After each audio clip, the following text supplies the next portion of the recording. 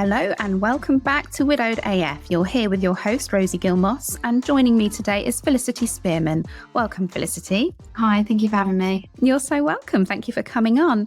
Now, Felicity and I have never encountered each other before today when we met via our online recording studio. So I'm going to hear her story kind of firsthand at the same time as you guys, as it were. So the bones of what I know are that your husband, Ryan, died suddenly at 37 and you were in Spain. So you had all these complexities, such as repatriation, and you had young boys as well. So I won't tell your whole story for you before you get a chance, Felicity, but welcome to the show. And I know you also said that you haven't really talked much about your grief and being a widow. So this is quite exciting for me, and I think really brave of you, and I hope it'll leave you feeling kind of awesome and like you've conquered something at the end of it. Yeah, I really hope so. And as we were chatting just before this it's the 5-year anniversary this year, so I felt more ready this year, I think. Yeah, just be a bit more open about it. And those who are really close to me, my really good group of friends, I'm very open with them. I mean, that's taken me a while to get myself to that point to be able to be, but they were also really good friends with Ryan. So that's been really helpful for me. But generally speaking, I am very much a brave face on. We don't talk about it. You dust yourself down and you carry on. And yes, that's kind of how I've been, I think, for the last 5 years. But it's really nice to just be able to open up a bit more about it. There was something in your application that I made a note of, and it was that you are in year 5. I'm also in year 5, and that you felt that you had done some of the hardest processing of your grief in the last year or so, but you felt that it had been really worthwhile. Yeah. So I do really want to talk to you about this because we're on a similar trajectory, and I've also done my work in the last year or so. And I, like you, I would post, the odd sort of quote or, mention Ben on special occasions, but I didn't really reveal the extent of my pain. I masked it and did that very sort of stiff upper lip and carry on thing. So tell me, Felicity, take me back, if you will. Tell us a little bit about Ryan and how you ended up in Spain with a dead husband. Yeah, it's quite the story, to be honest. So Ryan, his nickname is Spiro. Everyone calls him Spiro. I rarely called him Ryan unless he was in trouble. But he was one of the most charismatic people I think you'd ever have the pleasure of meeting. He was so lovely. He always put everybody else before him. He made sure the room of people were all taken care of. He was funny. He was just a really individual person, which he just drew me in as soon as I first met him. So we had been together for about 10 and a half years when he passed away. We've been married for coming up to just shy of our 7th wedding anniversary. We had my first son with us, who at the time of Ryan passing was 11, and we had Noah together. So my first son is actually from another relationship, but I met Spiro when he was only 1 year old, and it was never.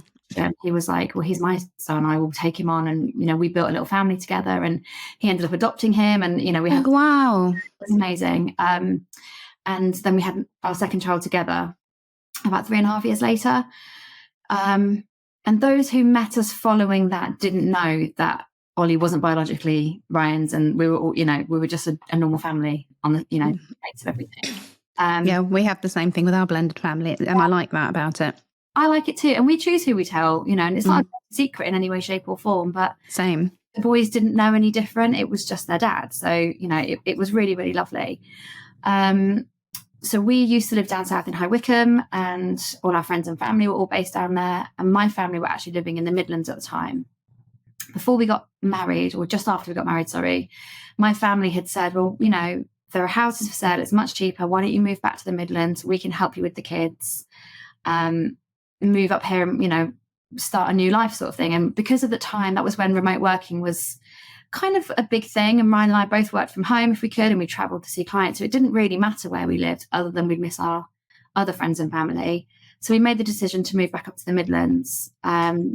We lived here for about 2.5 years, and then my parents moved to Spain. Oh, wow. So after the So you moved to be with your parents and they buggered off to Spain. Cheek of it. I know there's quite a theme with them with doing things like that. Audacity. Yeah. So they live in Spain. So the reason we were out there was we're actually on holiday. We were visiting my family, spending time with them. Ryan and I had actually we dropped off the boys. We'd had a few days with them. We then got a boat across and went to Ibiza for a few days. Right. That was our place. We used to go a lot. And not for any of the hardcore partying. We just like the daytime. Yeah. Really, it's just our place that we just loved. So we were there for probably 4 days, came back to the boys, and on coming back, we thought maybe he'd done it a little bit. He, had maybe got a bit of sunstroke. He was showing symptoms of just being a bit exhausted. He then was complaining of stomachache and a bit of gastric trouble. So he was, I took the boys out one day and said to him, you just stay here at my mum's house. I'll take the kids out, you rest. And I've still got the messages on my phone. He, messaging, can you please bring me some Gaviscon? I'm really feeling rubbish. I need Buscopan, or, the usual bits. Mm-hmm. Which I got for him from the pharmacy and took it back. And he was drinking and eating, but just was really hot, like super sweaty. I thought he'd got some sort of an infection. Just as a side note, he did suffer from a brain condition. Okay. And something called polymicrogyria, which didn't have any issues with. I'm trying to scribble that down. I'm going to check the spelling of that afterwards. Essentially, it's Latin. It translates as too many small folds. So there's varying different levels of it. We didn't know he had it until he was 27, when he had his first ever seizure. It just presented itself randomly. So he was on medication, which then caused other side effects. So he was given more medication, which then caused other side effects. The doctors threw more tablets at him. So coupled with probably not enough sleep, maybe too much alcohol, not living his healthiest life for a few weeks, because it was just following the World Cup as well. He wasn't feeling great, but we'd had a great time on Ibiza. It'd all been fine. So I didn't really think too much of it. He was quite a hypochondriac, bless him. If he had a headache, he had a tumour. Like, he was a bit like that. I'm probably not the most sympathetic of all. No, I'm laughing because I'm like this as well. I'm shy, but I'm a bit like, just get on with it, please. I have to do. So I got him the tablets. I told him to sleep. It was all fine. But then in the middle of the night, things took a bit of a turn. I sort of said, like, I'll sit up with you. I'm a bit worried that you're not kind of. I don't understand why you're not feeling better with all these other tablets that you're taking. So I sat, we put a film on and we were sat in the bed, and he just couldn't get himself comfortable. And he kept trying to go to the toilet. So he felt like he was desperate for the toilet, but he couldn't go when he got there. And he tried 2 or 3 times, and then he came back to the bed again. And about half an hour later, he got up to go to the loo again. And that's when I heard the noise. And the noises that he makes when he's having a seizure are quite distinctive. So, so I ran through, and I remember he was stood at the sink, and I came into the bathroom behind me. And as soon as he saw me in the mirror, he just collapsed and he fell directly onto me. Oh, gosh. So he was a dead weight on me, but I thought he was having a seizure, but he wasn't. And I called out for my mum and dad, who ran in to help me because they were asleep in bed in the next room. And my dad helped lift him off me, and it became very clear very quickly he wasn't having a seizure. It was almost like he was choking. Gosh. And he was completely passed out. So I was trying to help him, just sort of put my fingers in his mouth to try and clear up whatever was there. We very quickly realised he wasn't breathing. So my mum was on the phone trying to get an ambulance. Obviously we're in this tiny little village in the middle of nowhere in Spain. So it was all a bit scary. And it's probably 2 in the morning. Kids are fast asleep, thankfully. Yeah, I was going to say, thank goodness. So once we realised he wasn't breathing, the only choice was to try and give him CPR. Now, these weird, awful bile fluids, there was lots of it, were all in his face, or all in his mouth, all coming out of his nose. And I just couldn't work out what it was. So I actually had to suck the fluids out of his mouth. Oh, goodness, that's love. Felicity, that's love. I don't know if it's love or it was sheer panic at the moment. Well, probably a combination of the two. As I was blowing air into him, more of it was just coming out of him. Oh, the poor guy. And we were just, trying to keep his dignity in the same breath. And my dad was doing the CPR and I was doing the air, and we were just trying to do it the best. We were panicked and we didn't really know what we were doing. We did our best. And this is all in this tiny little tiled bathroom floor. So then thankfully the police turned up and an ambulance came. They moved him out to the hallway, and before I knew it, they had him all wired up. They were doing CPR, they were shocking him, they were, suction, all of it. There was about 4 or 5 of them working on him at the same time. And I just remember it feels like it literally happened this morning. I remember walking in and out of the hallway to check on what they were doing and just begging them to make sure that he was okay. And I felt like I wanted to physically jump in and do it. I thought they weren't doing a good enough job. Let me try and do it. And I just remember holding onto his feet while they were working on him, and then having to go back in the bathroom and just resting my head up against the cold tile just to try and keep myself in the moment and I was trying desperately not to panic. I had every faith that they were going to make sure that he was okay. Yeah, and you've just got to keep yourself together, haven't you? You haven't got time to panic or think about the realities of what's happening, because so many questions will be whirling around your head and you'll be thinking, God, the boys. It's just, and it hadn't even occurred to me that he wouldn't be okay. This isn't had medical attention. Certainly not the first time since we've been abroad. He's had it before also. So I just thought he'd be okay. Mm-hmm. And I'm sat here. He obviously wasn't okay. The paramedics and the police worked on him for the best part of 2 hours. Oh. They really, really tried. And you could see he had broken ribs from where everyone had just really tried really hard on him. And the police officer, bless him, it was his first ever person who died of shift. So he was outside the front of the house vomiting. It was all very dramatic and movie worthy, I guess. But it didn't really hit me. And then I just remember them taking him away. And I was trying to say to him, you're not allowed to take him. You need to leave him here. Yeah. I just willed him off basically and took him. What was the language barrier like? Do you speak much Spanish? Not really. No. A little bit. My dad, bless him, is fluent. So okay. So at least you had translation, because I was thinking, trying to you have to become quite a medical expert in very quickly when somebody dies, and then to have to do it in another language seems a little bit more challenging. Really, yeah. And that was the scariest part, really, because my mum, when she was trying to call the ambulance, isn't as confident in Spanish as my dad. So yeah, there was quite a few they were obviously trying to explain to my dad what was going on, and then he would have to hear it and then say it again. So I would understand. Oh, your poor dad. I know, bless him. So yeah, it was, I think for it to happen abroad was probably one of the worst things, because it's all just so unfamiliar, and it's all, and they do things so, they're so, I don't mean savage in the way that it's cruel. It's just very efficient and very, somebody dies the very next day, you're in the office, you're sorting it all out, and then they're buried within 24 hours. Oh, goodness. So in Spain, it's very, very efficient. So there wasn't really time for the feet to hit the ground. So that after he was taken away, I remember sitting in my mum's kitchen, sitting there on a chair thinking, I actually can't quite believe that this has happened. And I remember not crying and just sitting there, just a bit numb really, and a bit phased, and I couldn't quite realise what had happened. And I remember getting on my phone and trying to reach out to some of my friends to say, the first people I phoned were my husband's family. That's a killer, isn't it? Oh, poor choice of word, I apologise. True. So I called his sister first, and my brother-in-law answered the phone, and I said to him, don't put Michelle on the phone because I can't talk to her. I need to tell you what's happened. And as soon as he said it out loud, I just heard her scream in the background. Oh, God. And I said, I can't ring Audrey, who's Ryan and Michelle's mum. I said, I don't know how I can say that to her on the phone. You need to go to the house and you need to go and tell her. I can't ring her with that sort of... Yeah. So they did that. So they were the first people that I called just straight away. And then I rang his best friend and told him. It's awful because you've had this enormous shock yourself, and you've got to be this horrible doomsayer of bad news. You've got to ring people and shatter their hearts. And it's not a job that you certainly don't anticipate doing this in your 30s, do you? No. And yeah, it's making those phone calls. I rang Ben's mum because she lives on the Isle of Wight, so I couldn't get to her, but I made sure one of her sons was there.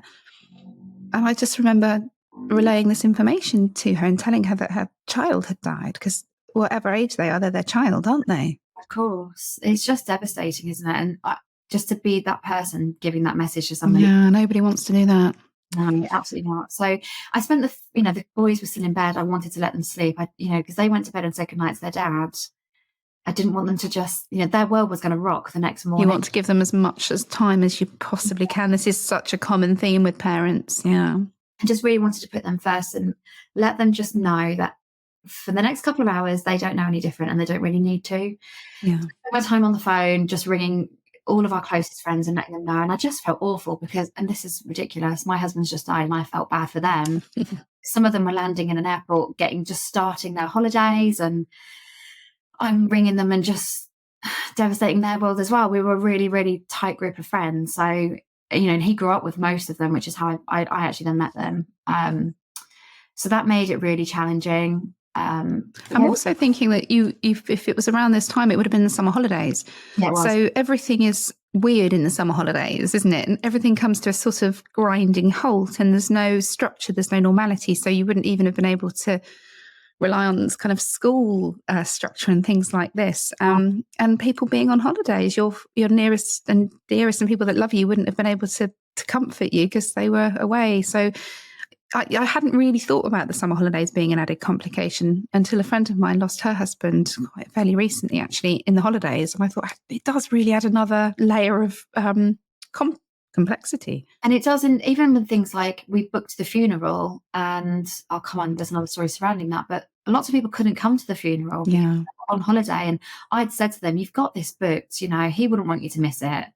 Don't lose any money. Just go and just have a moment for him whilst you're away. You don't need to be, I'm very much a case of, you don't need to be in a church or at a cemetery or somewhere to remember somebody. They're not there, are they? No, exactly. No. You can do it anywhere. And I think as long as you're respectful of that. And I think that's a really gracious attitude that you've got there. I think that's really nice, because the guilt that you feel when you cannot attend a funeral is huge, because most people do genuinely want to be there.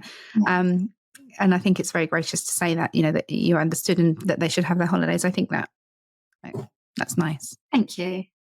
So then, of course, the inevitable having to tell the kids. Yes. I'm 7 and 11. And when I say they were just like 3 little best friends. They were so cute with each other. Noah was a real mini-me of his dad. Still is. And actually, it's quite freaky because he's got my colouring, but he's built like his dad. He looks like him. He's just so like him. Mm-hmm. I have one of those. Oh my gosh. And sometimes he raided the garage a couple of weeks ago and pulled out all of his dad's old clothes and was wearing them around the house because they all fit him now. And I was just That's a scary thing as well, isn't it? Oh, yeah. And then I walked in the kitchen. He was just stood there dressed like his dad. I had to walk out and come back again. Yeah. Monty, my eldest, he gave me a hug the other day, and he's just suddenly got enormous. And he's probably not far off the build that his dad was in his 40s. And he gave me a hug, and not in a sort of weird, creepy way, but it felt like his dad was giving me a hug. I thought, it's a blessing and a curse, isn't it? Because you see them reflected back, and like you say, sometimes it can be overwhelming. But I think they take comfort, and I take comfort from the fact that they all do look like their dad. There's no doubting their parentage. No, it's really lovely. So every day that holiday, the boys had been up at the crack of dawn, and they were up so early and they were excited to do something and get out and about. This particular morning, of course, the one morning I'd like them to wake up naturally, they didn't, because my mum had to go in and wake them up. And they came into the kitchen. I'd let them sort of just have a few minutes, get themselves together. And then I just had to sit them down and just say, we know that Dad wasn't very well when you guys went to bed last night. He was even more unwell during the night. And unfortunately, we had to get an ambulance to him, and he isn't okay. And, he sadly died, and he's gone to be in the hospital overnight. And I didn't know what else to say. And I just reminded them how much he loved them, and just how precious they were to him, or they are, to him. And I just didn't really know what to say. And they both just sort of looked at me, and my eldest burst out crying straight away and hugged me. And I think because his brother was crying, the youngest then cried and then followed suit a little bit. But they're a bit dazed. I don't think they really understood, as they shouldn't do at that age, they didn't really understand what had happened. It's interesting you say that the eldest cried and the younger sort of mimicked, because that's exactly what happened in my house as well. Okay. Yeah, my eldest was, he was 7 and my youngest was 5. Then I had my little one who was 6 months. And Monty just burst into, the noise that they make, that horrible noise. And Hector sort of looked, didn't really know what to do, and then kind of copied and cried. And we talk quite a lot on here. I refer to them lovingly as little psychopaths, because when you tell a child that the person that they love the most in the world has died, they don't react like you think they're going to react, do they? No. It's very strange, and the trauma is in there. It's how they protect themselves. But you do. I remember almost being quite pissed off and thinking, why aren't you more upset? Why are you playing Harry Potter? there's been a few instances where I felt really like that. They just haven't really computed the gravity of some situation that we found ourselves in. And whilst you don't want to wish it on them, you're so devastated. You want the whole world to burn. But yes, it is weird the way they mimic what the expectation is, because I think I did a lot of that as well. I kept thinking, am I behaving correctly? Is this how you do it? Yeah, do you know that? And that has been one of the most challenging parts. And I would say, like I said to you before, where I've done most of my work in this last year, for the first 3 years after my husband passed away, I was so consumed. Definitely for the first year, I was so consumed with the right or wrong way to do things. And I've got quite a, not a harsh attitude to it. Like, I'm very much a case, if I want to do something, I'm going to go and do it. You know, I'm a bit, that's how I've been built. That's how I am. But I feel like this memory that I've got, or this legacy of my husband, is the most precious thing I've ever had, you know, my children aside. And I like the way you said that. But just, you know, I wanted to make sure that I was the most respectful I could be. But the challenge that I've got, and I've actually started writing kind of anecdotes about all of this, it's other people. They make it really difficult. And it's almost like their expectations make you behave in a certain kind of way, because you're so, without realizing it, you're at your most vulnerable state. And you're trying to please everybody else. You're trying to make sure that you're all okay. You're trying to make sure that you don't fall to pieces as soon as you leave the house. And then you have people that are supposed to be friends or even just acquaintances. They make the most ridiculous comments. And I remember I let my eldest, after all of this happened, literally is a bit like me. He's quite stoic, and he's very much like, right, okay, well, this is what we do now, and we just move on. That summer holiday, he was due in the September to start secondary school. So he was coming back and just going straight. Poor kid. We had like the whole fresh start, which he actually said was quite refreshing, because nobody would know unless he told them. And do you know, I hadn't thought of it like that. And actually that does make sense. He was able to just sort of rebrand himself, as it were. Yeah, but he did on the first couple of months. He had one day off school, and the weather was still nice because we were out doing a dog walk. I'll never forget this exchange. I bumped into a lady who is one of the mums of the boys that he was friends at school with. And we've been friends for years. We've known each other for years. And it was the first time I'd seen her since it had all happened. And, you know, she was the usual, I'm so sorry, how are you? The most irritating questions, but thank you for asking. And then she said, was there nothing you could have done? Fuck me. And I sat there and thought, I just thought I'd see how this played out. Do you know what I mean? Like, what? Yeah, I just watched him. I just sat and had a cup of tea on the go, you know? Let's go there. Are you all right? Yeah, oh my God. I said this question, she asked me this question in front of my 11-year-old son, that has had to take a day off school for his mental health, because the one time he actually did struggle really physically, I said, right, I'm going to cocoon you. I'm going to keep you with me. Yeah, I love bombing. I call it love bombing. And I've let mine have days off school and done just that. Yeah. And this woman just looked at me and was like, was there nothing you could have done? And I thought, genuinely, I'm speechless. And I just responded with my sarcasm, because that's how I am. Good. And I just said, I just thought I'd see how it played out. And I was like, nice to see you anyway. Grab the dog and off we go. Good for you. I love that response. That's brilliant. You become public property. You become public property. Everybody's got a bloody opinion on you. Yes. Every decision you make. And much like you, I felt this enormous debt of to Ben, almost this sort of to honour his legacy, because much like it sounds like you know, we were very, very happy and we loved each other very much. And he was an amazing father, an amazing man.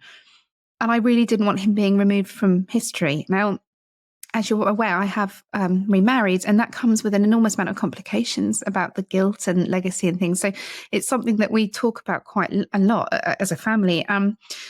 But yeah, I do remember this feeling of being public property. And you know, I did a few kind of shifty things. You know, I drank too much and I behaved a little bit out of character. And, you know, but people didn't treat me with kindness and understanding. They were sort of quite judgmental. And I think people are very quick, because they have an idea of what being remembered means, and people are terrified of being forgotten. And I think particularly when I started dating John, there's an element of, you know, well, how can you still love him so much? It brings up a lot of these things. Sorry, I've gone off on tangents. So it's really reassuring for me to hear you talk like that, because as I haven't really spoken to anybody, I don't know a single other person who's ever been remotely close to my situation.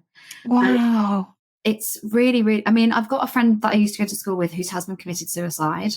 Oh, gosh. Bad, but not the same. Mm.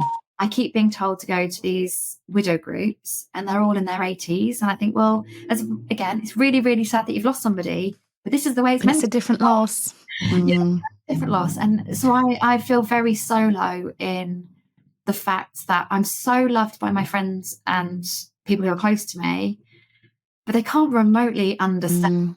And actually, I went to a party on Friday that I nearly didn't go to. And it was one of my husband's best friends who is, now one of my closest friends. And it was their 10-year wedding anniversary party. And I felt a little bit bittersweet because I'm so happy for them. I remember their wedding. It was great. We're still really close friends now, but I didn't get to do that. So I was sad. So I almost didn't go. My friends took me around and off I went. Anyway, there was another lady there who had waited for her opportunity. Towards the end of the night, we're dancing on the dance floor. And she said, I've been trying to speak to you all night, but I've seen that you've been quite busy. I'm so-and-so, I'm friends with this other person. And I know she went to school with my husband, but I'd never met her before. Okay. She'd recently lost her partner, not married. And this happened. This is the one bit that does happen a lot. People compare their grief. And I've made this sound blue in the face. I'm so, so sorry that you have lost somebody that you care for. And I'm terribly sorry for how you feel and the devastation around you. However, your grief is your grief and your loss is devastating to you. I don't know you. And I can be empathetic towards you, but I don't feel it in the same way because it's not mine to hold. Yeah. So when she then proceeded to tell me that her partner was unwell and they knew he was unwell and that they'd had him for 18 months and then he lived for almost another year after that. So she was like, I got all this extra time with him and we got to do loads of things together and we got to plan. And I just was like, cool story, good for you. And I literally just had to hold myself and I was quite proud. I thought I should get a little gold star because I had some. I think it's you also get the ones where people compare it to divorce and divorce is a form of grief, and I'm thinking I don't dispute that, but I'm probably not your target audience for this conversation, especially in the very early days. And I think you're so right, the grief comparison. I remember somebody saying to me, well, yours is the most tragic story in this group. And I was like, it's really not a competition. And you have no idea of what goes on in a marriage or a relationship and how somebody feels when that person is no longer there. Because you don't just lose your spouse or your partner, do you? You lose your future. And like you said, the keeper of the memories and the legacies. And, you lose your best mate for a lot of us. That was the biggest part of it. Yeah, he was friend. But with this lady telling me her story, and obviously I said to her, and I hugged her and I said, I'm so sorry, and and she just kept repeating, but we had this extra time, and God, was she by any chance a little bit squiffy? Because I do find that. And I just basically said, I'm really glad that you got that opportunity. I don't know. I didn't know how to really put it. I just tried to be quite blunt and say, I'm happy for you that you got that. I get that. So you're almost, again, wrong target. Taunting you almost, isn't it? It's a bit like, and it's definitely unintentional because, I've got multiple examples of where people have, in my opinion, quite frankly, said the most stupid things. And in their mind, they are genuinely being supportive. They think kind.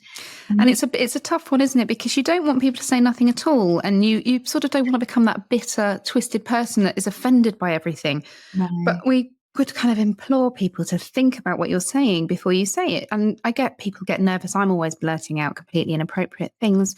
But I don't know whether either of your boys ever had the you're the man of the house comment, which my eldest got. And it weighed heavy on him for many years. Really? That's really sad that people do that. And actually, what's wrong with just having a house? We'll work together. Yeah, quite. And actually he was 7. He was so far from being the man of the house. He was a very small child and he needed nurturing and loving and not feeling that he couldn't show his emotions because he was meant to protect me. And we've unpicked it and, he's really cool, but it wasn't meant to be intentionally damaging, but you do have to think very carefully about what you say to children particularly. It's such an old-fashioned way of thinking as well, isn't it? Look at it. But I think we've had the worst examples that I would have of it, of people making inappropriate comments and the way they treated us as a 3 after being a 4. So as I mentioned before, my eldest son was from a previous relationship.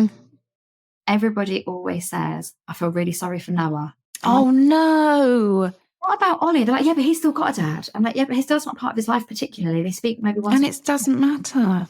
Ollie actually had more time with his dad. He had him for 10 years. Noah had him, yes, he had him for 7. He was his biological dad, but Ollie remembers more. He was older. He was so mature for his age. It's dating in equal measure, but for different reasons for both of them. And the whole biological thing doesn't matter. You know, my daughter was not quite 2 when John came into her life, and she's very aware that she has a dad. She has 2 dads. I mean, you know, not in a modern way, but she has one in heaven and one here. I say heaven. And yes, with regards to sort of step parenting aspects of it, that's a really, again, a really old-fashioned way of approaching it, because we are, you know, John is not the biological parent of 3 of our children, and I'm not the biological mother of his daughter. But if something were to happen to either one of us, let's touch some wood here, they would all be as equally devastated. It wouldn't matter that they hadn't come from, you know, our loins, as it were. Never thought I'd say the word loins on mic. I was thinking that was going to go in that direction. But, you know, that's the worst thing. And I think, like I said, Noah really looks like his dad. And the way people treat him is so different. Even now, Father's Day just gone, my brother called me and he said, you know, I'm so sorry. I'm not going to be able to get across to you on Father's Day this year.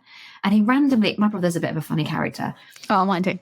He just turns up at my house, makes his grand gesture on Father's Day to see his nephews because they don't have a dad here, and then off he goes. It's all very, it's a bit weird. I don't know why.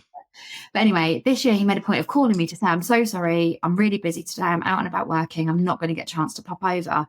Give Noah a hug for me. So I said, well, I'll give Ollie a hug as well, shall I? He was like, well, yeah, obviously, but, you know, just make sure that Noah's okay. And I was like, I'm going to make sure they're both okay, if that's right. And it didn't land. He couldn't understand it. He just didn't get it. And the amount of people that happens to. That's so sad, isn't it? It's almost like, you know, you said earlier when your son hugs you, you feel like, oh, it's getting some comfort from Ben, and it's really safe. That happens so much with Noah. I see people looking at him, and I see it when people, especially when his nan hugs him, I can just see it. And it's almost like when they then make comments or they look for things, they're almost trying to force that attachment, or, oh, aren't his eyes just like his dad's, or isn't his hair just like this, or, and in some cases they're right, that it is the case, but sometimes there's a lot of clutching at straws, isn't there? And I've always treated them both exactly the same. They've got very, very different needs, but I'm there in equal measure for both of them. And 3 of us have become a really tight little unit because I refuse to let any of this break us. And we've almost built this wall around ourselves that as long as we're okay, other people's opinions don't matter. How people want to treat us doesn't really matter. And we weren't treated very, very nicely for at least the first year, I don't think. People weren't there for us in the way that they should have been. And the people expect to be there, absolutely not. And it's quite shocking, isn't it, that the people that you fully expect that will be there are not often, sometimes they don't turn out to be. And then you find different friends. And I'm sorry, I'm going to jump in, but you mentioned about being quite isolated. So I found a lot of comfort in peer support. I joined Way. I wasn't so keen on the main group, but there were offshoot groups. And I've created quite a nice, I call them like my tribe of widows. And I want to kind of bring you into my tribe because I feel, so I'm so glad you've done this, because this will give you opportunity to meet other people who are in your situation. And it is that sort of that isolation. And often those people will become the people that pick you up and remember the important dates, because you don't exist in the same way in other people's worlds. And that's really sad. And whatever they say, somebody told me they were going to buy a big dining table so me and the kids would always be invited around for Sunday lunch. Well, it's 5.5 years and I'm waiting for that invite, mate. Wow, that's so bad. I'm so sorry. Well, it's all right, but you just wish people wouldn't offer if they're not going to do it, wouldn't you? Don't say it if you're not going to do it. You know, it's the people like, you know, my parents, when it all happened, my mum flew back home with me and the boys. Super mum. I love a super mum. Well, hold that thought. So, as I alluded to earlier, there's quite a pattern of her. I move somewhere, she moves. I move somewhere, she moves again. So she flew back and she did stay with me for a good week or so, I think, at least 5 days probably, and helped me just coordinate what was going on. And it was the hardest thing in the world to fly home. I just wanted to be at home, but I was really torn because I couldn't get Spiro repatriated for a bit longer. It was going to take, because you had to have him in a special flight situation. So I had to go the very next day after he died. I had to go and choose which casket he was going to fly home in, and I had to choose make all the arrangements and pay all them. And it's money on the spot. Oh, and it's so expensive, death, isn't it? Going through some paperwork, I found the invoice for the stone, the very small stone that I had made, because Ben's body's never been found. So his memory stone is just up in a churchyard for some reason. And I found the receipt for it, and I was just like, oh my God, how did I find that? Because it was so much money. I will say his company were absolutely exceptional. He worked for a big global company, and they treated us like we were family. Did they? That's nice. And he did have, whilst we liked a little bit of party, we were very sensible. We had policies, we had insurances, and he had a good job. So we were really well covered from that point of view. But his work had said, just do what you need to do. We will sort the money out for you, and we'll make sure everything's as much as they could. I didn't know at the time that his insurance policy through work actually covered repatriation. So I did it. We paid for it, and then I think my dad paid for it. And then once the policy paid out, I just paid him back straight away. Yeah. And you feel at the time quite mercenary, because you become quite obsessed with money and how you're going to keep the things going. Because even if you're both earners and you can manage on one salary, you still are taking a significant drop, aren't you?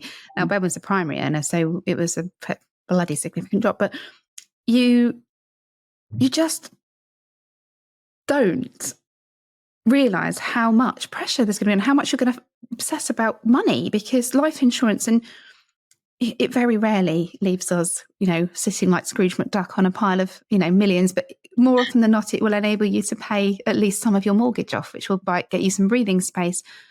And I was on maternity leave. I think I had about 50 quid in my own current account, because Ben would just transfer it. And yeah, you just feel, it's like being dropped into this kind of alien planet with no guidebook, and then they want to bill you for it, right? 100%. And it's almost like they just expect you to know, well, of course. The procedure. You need to have this. And I said, okay, so he's going to travel in this particular one, and then he'll be okay. He'll be wheeled off the plane, and then he'll just go to the chapel of rest, and then we'll bury him. And they're like, oh, no. When he gets there, you need a new casket. This is four. So I had to buy two. So this is, if anything about this, and I get, this probably makes me sound like I'm quite heartless. I get through everything with humour. I make fun of it all. I think it's the only way, because otherwise my head would actually fall off. Dark humour. There's a lot to be said for it. It really is. So I just said, this is so typical of my husband to have to be so extra, be really extravagant, get all this, that, and the other. So, we did what we had to do. We got him a casket. We flew him home. And I remember going to the toilet on the plane and coming out of the toilet to walk up the aisle back to my seat. And it was devastating, because my mum had bought a new seat on the plane, because we couldn't change his name for her to use his ticket. So it just didn't even occur to us. So she bought this ticket. So I'm sat on my row, and in front of me is my husband's empty seat. God. So as I get out of the toilet, there's a man getting a bag out of the top unit with a black cap on, this little hoodie. And I was like, oh my God. So I looked, and I was like, oh, there he is. I was like, no. Oh, no. Be him. I know he's not there. But there was this man who looked just like him. And I see that quite a lot, when you're out and about. There's people with the same walk or gait. All of that. So I remember just sitting back in my seat again and going, oh, that's just ridiculous. But I just remember being really numb. And then we got off the flight. And at the time, whilst my son had been adopted, we hadn't changed his passport yet. So it was in his previous surname. So the woman at customs decided today was the day she was going to interrogate us. Why are you traveling with this child? What relation is he to you? And I'm sitting there looking at her going, I could get arrested today. This could not end well. Yeah.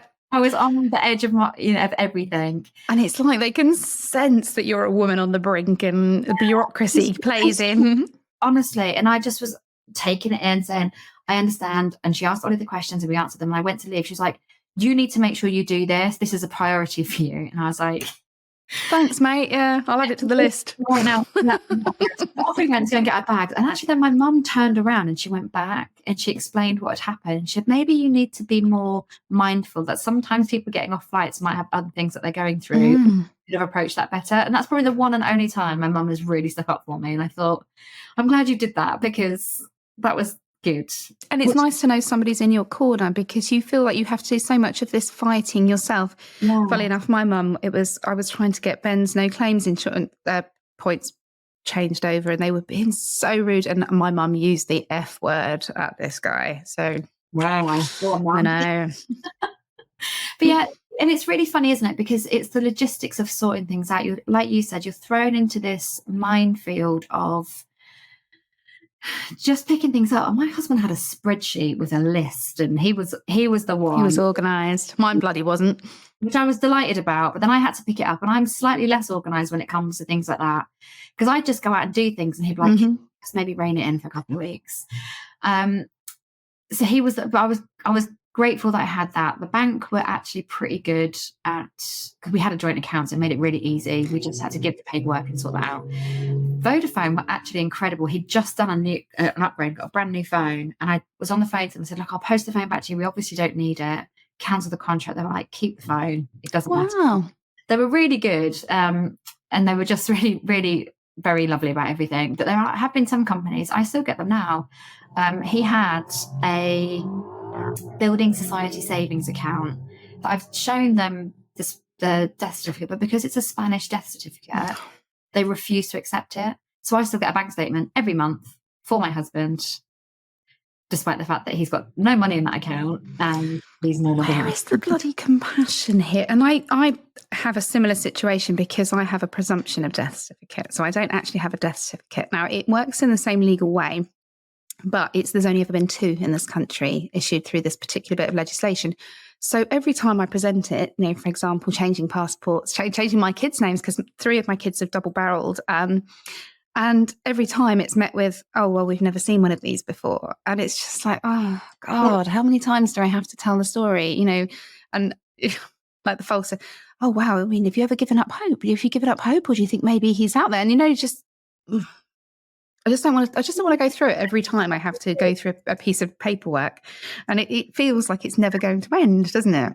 I actually can't believe somebody would say that. Honestly, the stuff. I mean, we should like do a collection of weird stuff that people have said to us, because it would be a bestseller, I swear. I really do think it would be. I'd find that sort of thing, because I'm dark humour. I think I'd find that really comforting, and I think because people were saying it to me. And there's been a plethora of, I've got probably 5 pages of comments that I've written. Have you? I love this.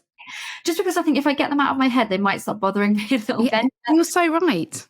It's just, I've had to do a lot of work on myself to get to the point of where I am today, where I'm actually a bit amazed at myself. I could tell you what happened in the detail without crying. I'm amazed by you too.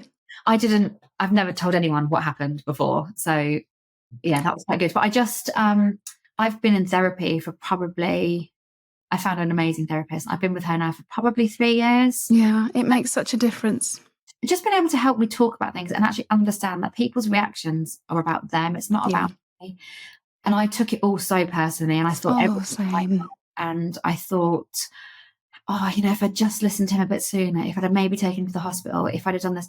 He had a ruptured pancreas. There was literally nothing anyone could have done. Oh, gosh, is that what it was that caused it, the rupture? So it was nothing to do with his condition? Right. Oh, how have we got to this point in this conversation and we didn't actually cover this? So it was his pancreas ruptured. Yeah. Wow. It was because of the volume of medication that he was on. Oh. Body just couldn't process it. I mean, don't get me wrong. I'm really conscious about the fact that I say we were in Ibiza, and it wasn't, neither one of us into anything illegal. We weren't, we like a drink, but we drink at the weekend. Or we drink, of course. a sensible amount. And I always worry when I say, we've been in Ibiza for 4 days and then he died 2 days later. People just put 2 and 2 together. Of course they do. And it really wasn't that. It wasn't that sort of, we're not those people. But yeah, he ended up having, and I didn't know the cause of death for 4 or 5 days after he died. I assumed it was also a seizure that had caused, but no, basically his pancreas ruptured and it caused organ failure. And that will be the fluid, would it? That would have been what the fluid was. Oh, bloody hell. And yeah, I get that sort of wanting to protect his memory, because you don't want people thinking that he was on a 3-day bender in Ibiza and his body gave up. And I felt quite similar with Ben, because he was a very competent, very sensible diver. He wasn't a reckless idiot, and some of the comments in the papers sort of described him as such. And I felt, no, you guys go out in cars or you fly in airplanes and you go, or you do, excuse me, motocross, and they're no less dangerous. It just so happened that he was unlucky. And I suppose having an answer, but something that was so completely unexpected for you must have opened up a whole host of more questions. It really did. And my youngest son is having some gastric troubles of his own right now. And I'm in and out of the doctors with him a fair amount. And then last time he went in, they were very keen to push tablets on him. And I actually almost cried and just said, let me explain to you the reason why I'm reluctant for this to happen. And I talked them through what had gone on with his dad. And they're like, their way of reassuring me was that they give this medication to newborn babies. And I was like, but that still doesn't make it okay. Can we just get to the root cause of what's causing the problem? Just try and mask it with tablets. And people look at me like I'm crazy because they're just like, why don't you let your kid just take the tablet? I'm like, well, if it's going to help him, he can take it for a short period. He's not going to be in the position that we've been in. And it's really, really hard because I feel really quite strongly about the fact that not to get too deep on it, but we are so well funded by the medical industry. There's so many incentives for doctors and medical professionals to give out medication. They don't really push the advice of maybe do some exercise. It's better for you. And weight, or things that can only be treated by science. I'm a massive fan of it. Absolutely do that. But sometimes there are other things. My son is probably allergic to a particular type of food. Yeah. Allergy testing. Why don't we do that? If they want to pay for it, they'll let me pay £500 and go private.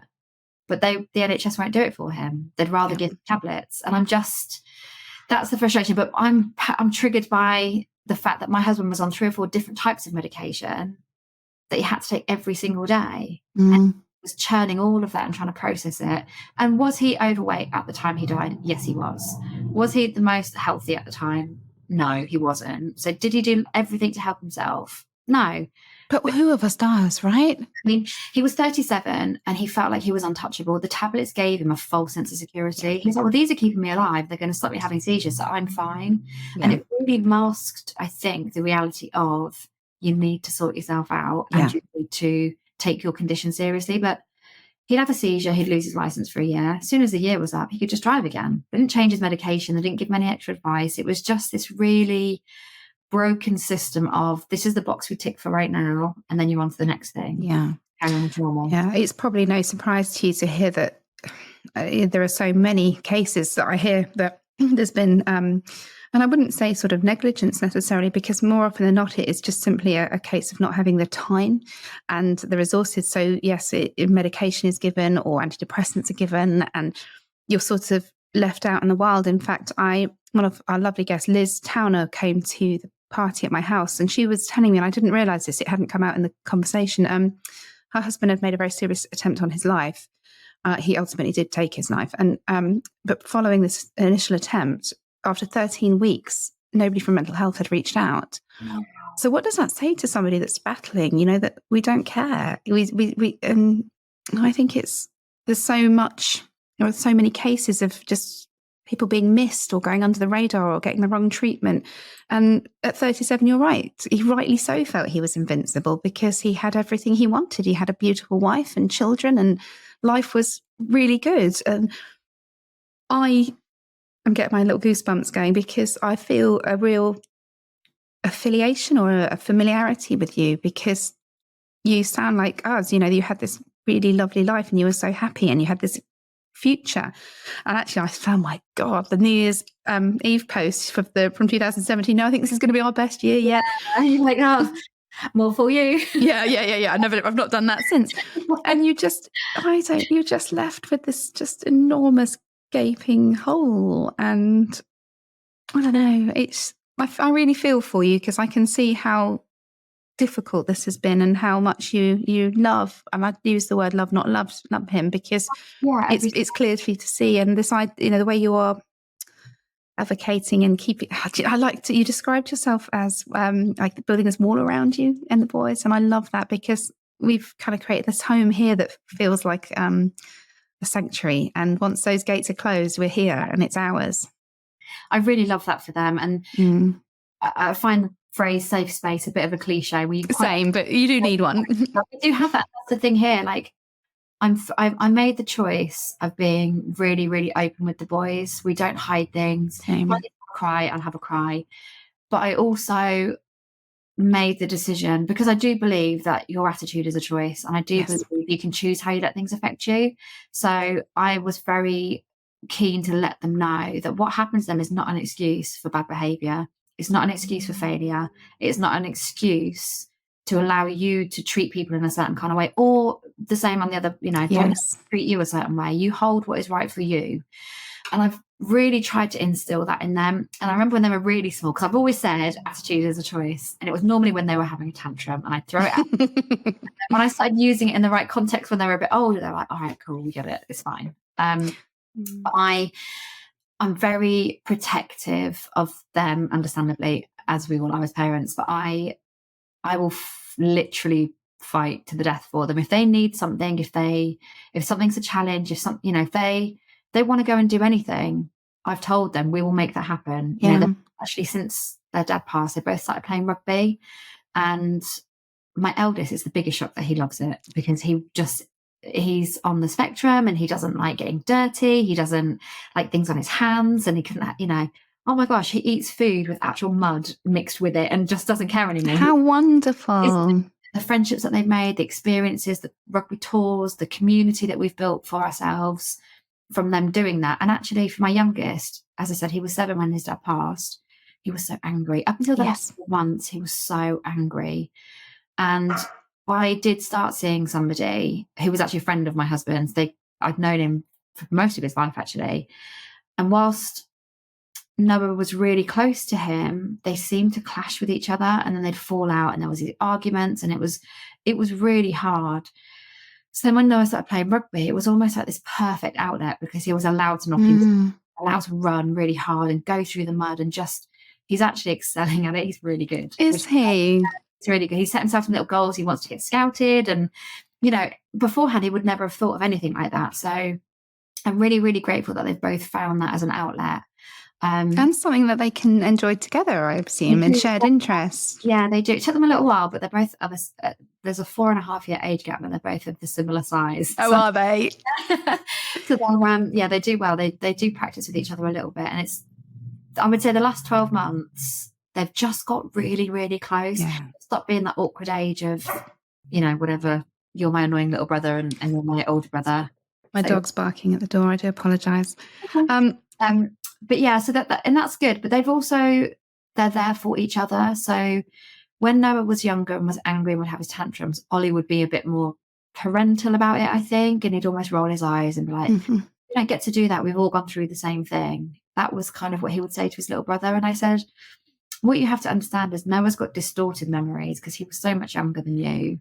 And we shielded him from a lot of what happened, and he didn't need to know a lot of it. He was told age-appropriate information. Yeah. But unfortunately, because I don't have I literally live here by myself. I have no family anywhere near me. My closest family is maybe 50-something miles away. Gosh, that's really difficult. It's just me. So if things are happening, they unfortunately sometimes do see it. Or if somebody has made a comment, or family have let me down in one way or another, they've seen me upset. The boys have seen that. But that's good. I think it's good. Thing. And they now have picked that up, and they allow people to only treat them how they're allowed to. And also they need to see that we're fallible, because part of the damage I think we can do as parents is never admit that we're wrong, never show vulnerability, never show weakness. So our children don't learn to show that, because we're human. I shout at my kids. I feel terrible, but I do shout at my kids, and sometimes they don't really deserve it. I've just reached my limit. And I just find that as long as I say sorry to them, and my eldest is really empathetic. And when I kind of got my diagnosis through, he really makes, gets the kids to kind of lower the volume a little bit. And one of my children is actually on the spectrum as well. So processing grief when you're autistic is different, and it can come out in different ways. It really can. And so I like the fact that your boys are kind of nurturing each other, because that's all you want as a parent. When my kids are nice to each other, I'm like, yes, that is the best feeling. I do want to, if you don't mind me asking, your child who's on the spectrum, with Ollie, he I don't know how to word it, he just basically carried on. I'm going to go to school. I'm going to well, everything is normal. I do my routine. I just kept, and if you met him, I don't think you'd know that he was. He's very much more Asperger's. Yeah, he's more. It was like a social thing with him when he was younger, a texture thing. Whereas now, you don't ever grow out of it, but he's really adapted himself to just kind of blend, I think, with his surroundings and with everybody else, which sometimes I think I'm grateful for, and sometimes I feel a bit sad that he's felt the need to learn how to do that. But equally, I think it's held him in really good stead, because he went through school, he never missed homework, he didn't get into any trouble, he excelled. He's actually getting his GCSE results next week. Oh, good luck. I don't know how we'll do with that. We'll see. But, you know, fingers crossed for him. But he did work hard for it, and he wants to achieve, he wants to excel. And he's almost used what happened as this happened, but I'm going to prove you wrong anyway. Yeah. I like that attitude. Sorry, I've talked over you then. We say to the children that it is a terrible thing that happened, but it does not have to define you or the rest of your life. Yeah. And I think the same applies for us. And you say there about, attitude being a choice. And it is, you choose whether you're going to give up and die with them, or whether you're going to put your big girl pants on and get on with it. And don't get me wrong, there's been many times that I have wanted to curl up and die. And I felt very strongly at times that I hated him for leaving me to deal with this shit. I felt like he'd had the easy option, which of course I don't mean, because most of the time being alive is such an honour and a privilege. But you're left to deal with everything, and it's really lonely and it's really hard. It really is. And I think that's the bit for me. It's I don't really feel seen, I think, because, as I said, I've never spoken about this in as much detail other than my therapist. And it's as I said, I was seeing somebody, and we saw each other for a long time, and he moved in, and oh wow, built a life. But he also suffered from mental health problems I didn't know that he had when we first got together. He had really severe anxiety. He suffered from depression, and during lockdown, he actually threatened to kill himself. So I then got the next day, and I said to them, I can't manage this. I need you to help me. So the doctors intervened, immediately put him on antidepressants, which, didn't actually work. They didn't get to the cause of the problem. They didn't offer him therapy or counselling. I offered, I can't tell you how many times, to pay for therapy for him. He made a half-assed effort of doing it, didn't really do it. He just thought he could just carry on and fight it for himself. We moved house because we thought, fresh start, we'll do that. And it just never did. And it got to the point where I had to say to him, I'm not going to continue to live like this. You are not helping yourself. And he acted and commented like life was disposable. And that actually used to really hurt, because I thought, you're asking to give it away. And I know my husband would never have left through choice. That was a real, it was almost felt like he was doing it to be spiteful, even though I'm sure he wasn't. That's how it felt. And it was too much for me in the end. I thought, I'm not going to keep looking after you. No. And it's very similar in a way. And many of us suffer with mental health, and I suffer with crashes as a result of the neurodiversity, really. Now, and you get very low, but I feel like if I wasn't constantly trying, if I wasn't going to therapy, if I wasn't taking the meds, if I wasn't going, doing the yoga, the ice baths, the pathetic attempts at running, then I think it would be very difficult for John to support me, because he's widowed as well. And I think if I was just, lying in a puddle, sobbing all the time, and some days, I couldn't really expect him to do that, because he's been through so much himself. And yes, we are very empathetic, and we're very, much more in touch with our feelings, particularly if you've done like we have and gone through intensive therapy. But that doesn't mean that we're therapists, and it doesn't mean that we can have we don't have the capacity always to take on something else. But that must have been very difficult to try and love again, and then for it not to work, because putting yourself back out there is scary, especially with teenage boys, I imagine. And that's the thing. And he was really good with them in terms of he wanted to be part. He was really present when they were doing sport, and he was their biggest advocate. Like, he would sit and do homework with them, and he didn't come from a nurturing family background. So I think he thought in his mind he wanted to do it. He just didn't have the skills. He wasn't equipped to be able to do it, unfortunately. And we're still friends. We still get on, and it's fine. And he sees the boys every now and again. He still lives relatively locally, and it is okay. He's just not equipped enough to be able to be that big part of our life, because we started seeing each other relatively soon, because he was a friend who was like, let me help. And it was that cliche thing. One thing leads to another and whatever. I fell out with my husband's family. They refused to speak to me. They had they were really, really disrespectful about everything. And my sister-in-law phoned me, and she was so angry. And the conversation she had with me on the phone, I actually ended up saying, and I've never ever fallen out with them ever. We're really, really close. And she was like, you obviously didn't even love my brother. Oh no. I was like, fuck you for saying that. Quite. When, I touched on it earlier on, when I'd phoned her from Spain to say, I'm repatriating your brother, we need to sort out the funeral. She called me back and she said, I understand you've got funeral arrangements to be made. And she'd had some family losses. Her in-laws had passed away early that year, and the father-in-law had been living with them, and she'd had a stressful year. Not the same. Not the same, but she said to me, regardless, and I'll never forget the phrase, and I'll always remember it word for word, regardless of what arrangements you make, I need my holiday this year. It's been a tough year. I'm going on holiday. And I just said to her, respectfully, my husband is not going to sit in a fridge and wait for you to get a suntan. Jesus I Christ. made all of the arrangements. And I was mindful, but bear in mind, he died on the 2nd of August. I couldn't get a funeral until the 24th of August.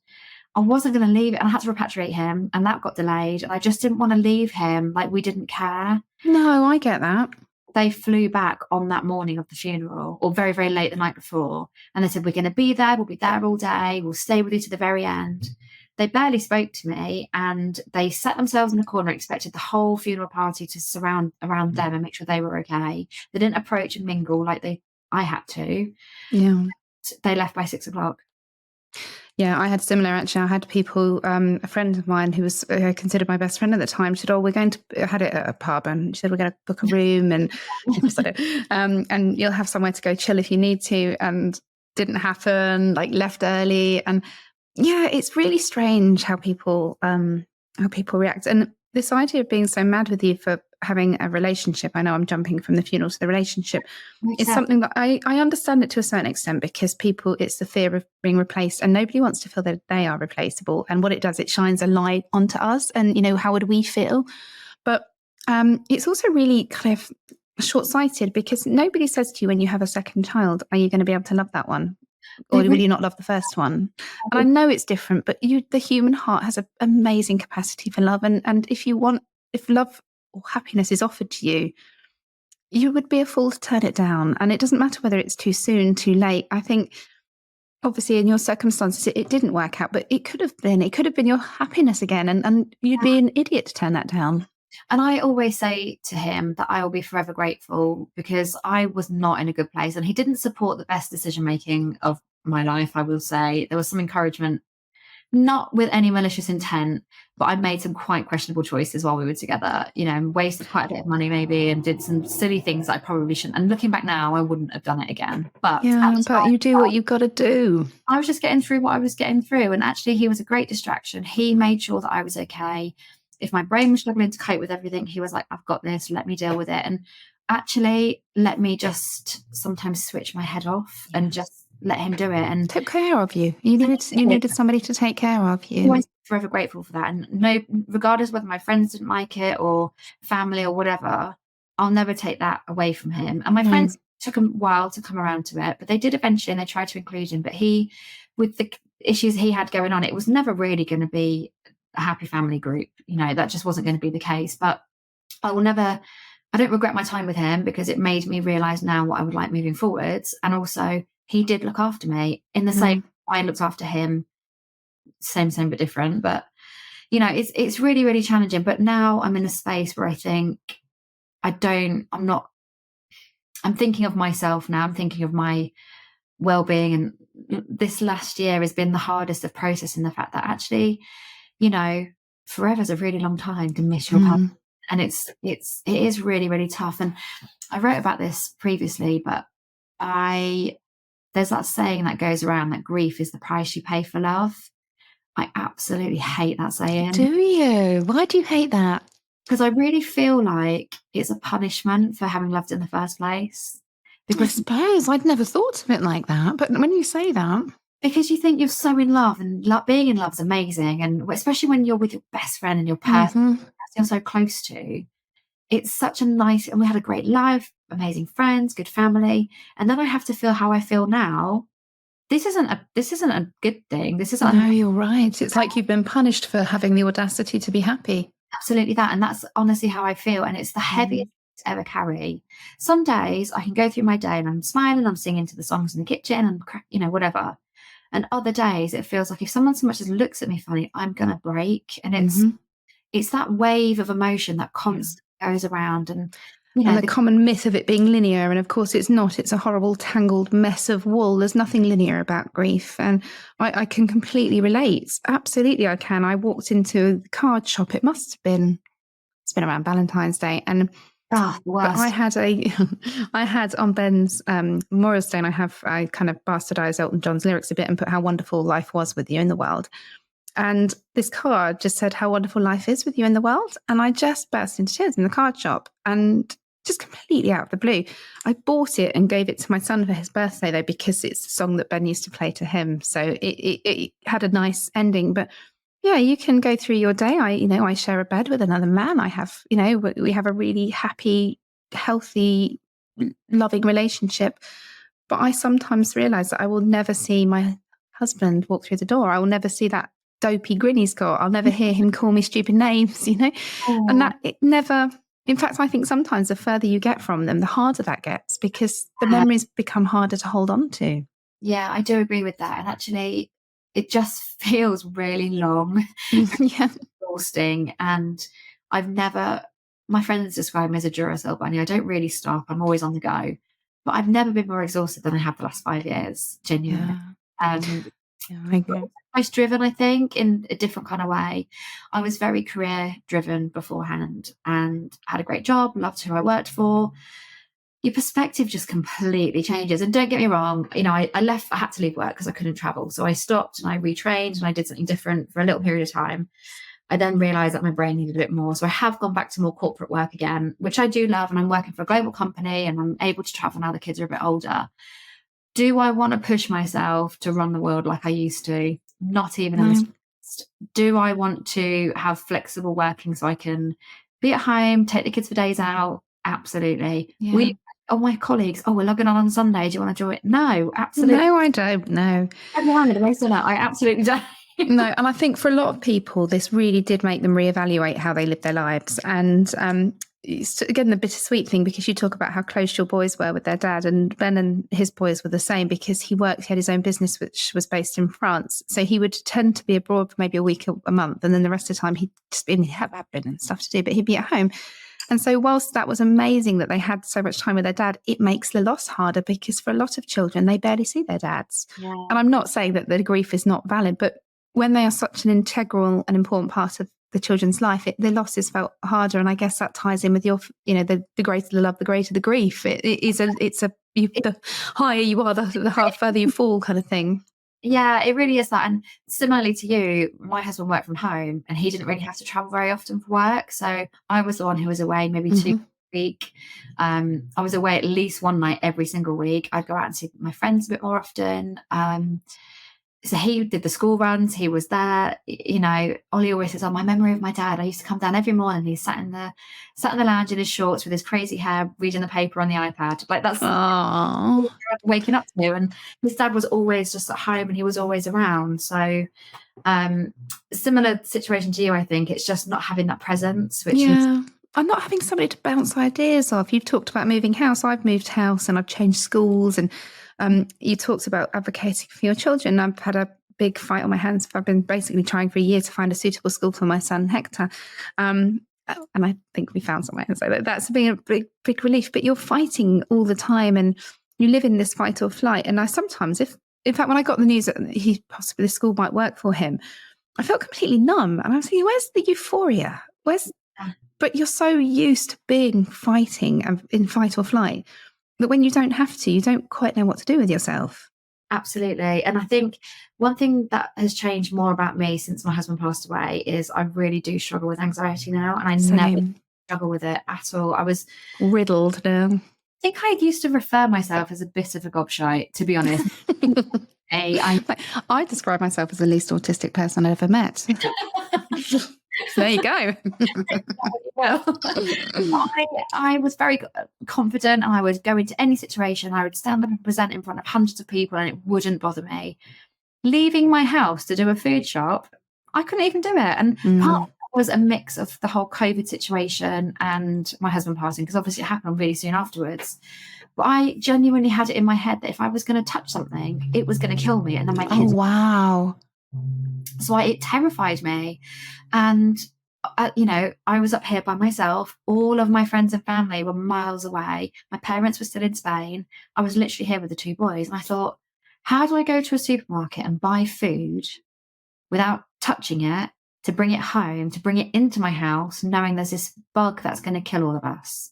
If I die, what happens to them? And it honestly paralyzed me. And Yeah. it's unlocked something in my brain, which is my rational brain goes, don't be so ridiculous. Mm-hmm. In hindsight, I'm actually a bit angry at myself for how much it affected me, because if anyone tells me to stay in my house again now, it's never going to happen. But I just, at the time, it really affected me. And my friends could really see it was affecting my mental health. And they surprised me by coming to my house. And I had a summer house in the garden. They were like, we've brought picnic. We won't touch you. We'll be outside. And they were like, this isn't what we thought you were going to react like. I literally, oh my God, you're near me and you're going to touch me. And I know you've been mixing. I don't like it really to see them. Health anxiety is very real, isn't it? I used to kind of be terrified that I was going to die. I mean, I didn't necessarily react to that by treating my body with respect, but I do now most of the time. And yeah, you do. You're constantly thinking, well, it's only me now. What happens if I die? And really any lump or, freckle or anything, I was completely paranoid about. It's so overwhelming. And I think now that the COVID thing has disappeared and we don't really talk about it anymore, and we've kind of gotten over that, it still manifests itself in a very different way. Like I feel at the time where I feel like I'm potentially going to be vulnerable or I'm going to be exposed. Prime example, my friend's anniversary party. I'm going with a group of couples. I'm the only single person out of my entire group of friends. I'm the only person by myself. Everyone knows what happened to me. I feel like the walking memory of my husband died, because they're his group of friends that welcomed me in. I just happen to have been friends with them now for the last 15 years, and it's amazing, and it's the best friendship. It's so lovely. But I feel like I'm that constant reminder that this thing happened. And that's completely on me, because they don't make me feel like that. But going into a situation where I am by myself, I don't have somebody who's got their hand to the bottom of my back to make sure that I'm okay. It makes me feel almost like it's just the extra work to put the armor on before you step through the door. The armor is exactly the word, the armor. Yeah. And I used alcohol. I've always been a problem drinker, really, since I first started drinking. I'm sober now, but I lent very heavily into booze, and it gave me the kind of what I perceived as like the ready brek glow, and that I was untouchable. And what I realized was all it did is it literally created a barrier between me and the rest of the world, which meant that nobody could reach me, and I couldn't. And all the conversations that I was having, none of them had the same meaning, because I was drunk and I didn't remember. Whereas now the conversations that I have with many new friends that I've made actually since going kind of through this, and they're real and they're raw and they're genuine. And I suppose it is difficult to get up and walk into a party where you're this token single person and like the ghost of Christmas past almost. But fucking good on you for going. I'm really, really, if it's not patronizing, I'm really proud of you. And I do try and put myself in this, like I've been literally, my husband passed away, and then within 6 weeks, it was a month after his funeral, 2 of our really close friends got married. So I had to go to the wedding. Pete was still there, empty next to me. Like a speech at the table to say, for this person isn't here today. And people at the table didn't know us. And they were like, oh my God, are they talking about you? And it was just, oh no. And then I'm dancing on the dance floor with the bride, because she's a really, really good friend of mine, and she's a family friend. So she knew my husband from when they were smaller. And people are looking at me like, how dare you? Like, she's not very sad that she's widowed. Look at her dancing. And it's, you think you can't do right for doing wrong. No. As a widow, is so judged. If you're seen out with a friend having a good time, you post something on social media like, oh, she's not grieving anymore. Moved on quick, hasn't she? Yeah. You just think, you just want to walk around and tell everyone to fuck off. Yeah, it's that whole public property thing, isn't it? You wouldn't dare comment on somebody who'd got divorced on their behaviour. Somebody might say, oh, they're behaving a bit crazy, and sort of make light of it. But it's like we're not allowed to make mistakes, and we're not allowed to behave in a way that a traumatised person would behave, because we have to be the respectful widow, and we have to be the mother, and we have to keep the ship sailing, so to speak. And actually, you do sometimes just want either to be treated normally or for the wheels to come off completely, and for people to see the massive, messy, grossness, the creature that lives within. But we're so well, I'm just sorry, my brain's dropping out now. But we're so conditioned to believe that we have to put the brave face on. And actually, I really like the fact that I don't anymore. And I had a autistic meltdown in front of a friend, which I've never done before. And I had one recently, and she was just so kind to me. And it shows that you can reveal these ugly, darker parts of yourselves to people. And ordinarily, they're the right people. They will respond kindly. 100%. And it was really funny because when I was out there putting the brave face on and doing all the things, I'd get criticized for it. And then I'd sort of say to people, what do you expect me to do? Do you walking around crying and snotting and wearing black confidence? Yeah, with your bottle of gin. Yeah, like what? I don't really know how you expect me to behave. It doesn't matter what I do because it wasn't right. And I'd get criticized by everybody. So in the end, I just thought, do you know what? I'll do what I like. Do what you want. One of the best pieces of advice I've heard, and it's not a new piece. Most people have heard it, and it says it's something along the lines of whatever other people think of you is none of your business. I do. And I really like this because I've spent so many years worrying about what other people think of me. And even doing this, like I didn't think people would want to listen to me because I had such kind of a low view of myself, or I'm so scared of, but what if people say horrible things on the internet? What if I actually don't know if they do because John filters me, but if they do, I know that's how sensitive I am. But it doesn't really matter, does it? Because so long as the people that you actually care about are happy and you're making choices that are good for them and for you, then really that's all that matters. I totally agree. And I hear all of that. And I really wish I was more brave a little bit sooner than I have been this year. Same, but it takes time. Yeah, it does. I really wanted to be that person to help other people in this situation because it's so unique for me and for you. You know, it's like 2 people in the whole of this. It's saying to me, and I wanted to do this whole Instagram page and, you know, be a social media, like do something to reach out to other people, and just put myself out there as like, you know, if someone, I'm not an expert, I'm not a therapist, but you're an expert by experience. It's a term and I've come to know because I do the same thing. I say I'm not an expert, and then whoever it is will say, well, how many widows have you spoken to? I'm like, oh, yeah, okay, 50, but to me, but for me, it just felt too exposing. It felt I get that. Really open up. And because some of my family haven't acted in a way that I would like, and I'd have to be honest because I can't lie to anybody, they would hear things they probably wouldn't want to hear and they'd see things they wouldn't want to see. So then I'd have to do a filtered or edited and that's not you. I think, well, then what's the point in doing it? So I'm trying to navigate the best way to do it because I definitely would like to do something that I can give back. Well, just doing this, I have to say, what you've done today or you're in the process of doing is incredibly valuable. And every single day, and I'm not exaggerating, every single day I will get at least 1 or 2 messages from people who are freshly widowed, who say that the stories are giving them hope, dealing that the troll under the bridge, the isolation, that horrible feeling of being the only one, that gets lifted. And whilst not every story is applicable, I think there is something in everybody's story that you can relate to. And it is that digging. Every single guest I have on here has got this kind of strength of character. And I love having the opportunity to speak with people because, you know, you do, even though I was immersed in way and things, I still felt like my grief was very kind of spiky and it was mine and I owned it. But as soon as you put it out there, it's a relief. It is a release. And I hope that you'll find the same from doing this, because I genuinely think that don't downsell the contribution that you're making by telling your story, because the more people that do, the less lonely it is. Thank you. I appreciate that. And it definitely feels nice to be able to talk about it and talk about the situation with somebody who can relate to how I'm feeling. And I can say something like, yeah, my kids did this, or I felt this way. It just, you know, we should be more encouraged to talk to people more or, you know, when I went to the doctor to explain what had happened to my husband, the first thing he did was pass me five sleeping tablets and a prescription for antidepressants. He didn't say to me, did you know there's a support group? Did you know there's this? He just said, let me know if you need any more of these. And off I went. And this is much more helpful for me. And this is much more cathartic than burying myself in a bottle of wine or whatever. Yeah. You know, and whatever it takes in the early days, right? But there becomes a point where you have to take responsibility and you have to face up to this life that you have and not stop mourning the one that you've lost, because you never do that. But you do have to accept that this is a new life and it's not the path you chose, but it's the one you're walking, and you can do it dragging your heels, or you can pop your cowboy boots on and gallop. Just be careful on the slippy floors, because that's how I got the bruise on my bum.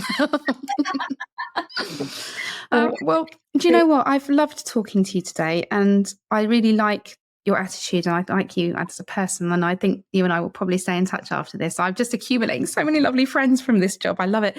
And just kind of before we wind up, really, I suppose, how are the boys now? You've talked about them playing rugby, and you've got this wonderful kind of unit. And how are they? Do you think that they have, I hasten to say the words, unscathed? Do you think that they have come through this? It's scary, isn't it? It's terrifying. And I'm probably the most painful thing about all of this, if I take myself out of it and the fact that I lost my actual person, I feel devastated for them, for what they've lost. And it's all the bittersweet things of like, Ollie gets his GCSE results next week. He had his prom a few weeks ago. When they get married, when they have their kids, all of that sort of stuff, that I really grieve for them, for what they've lost. That's the bit that always gets me. Oh, and do you mean the children, or do you mean Ryan? Because really, but definitely for them, because I got to have my time with him as my special person, so no one can ever take that away. Theirs was taken way too soon, and I feel bad for Ben as well. I just think it's not fair. He doesn't get to see, his daughter was 6 months. She was like a blob. They're blobs at 6 months, aren't they? And now she's going into year 1, and she's, a fully formed might be pushing it, semi-formed human. And you miss out on all that. And whilst you're in the midst of it, it can feel like quite hard work. You look back, it's one of my kind of cheesy analogies, but it's important to stand at the top of your mountain and look back down and see how far you've come, because, my God, you've come a long way. You really have. And it's been an honour and a privilege to hear your story. And I'm very, very flattered that you chose this way to tell it. Thank you so much. Honestly, it's been so lovely to talk to you. And it really has, hasn't it? I could talk to you for ages, but one of us is going on holiday at 7 o'clock tomorrow morning and hasn't finished packing. Well, you're going to have an incredible time. So thank you. I hope so. I hope I come back with my sanity as much intact as it is now, which is not saying much.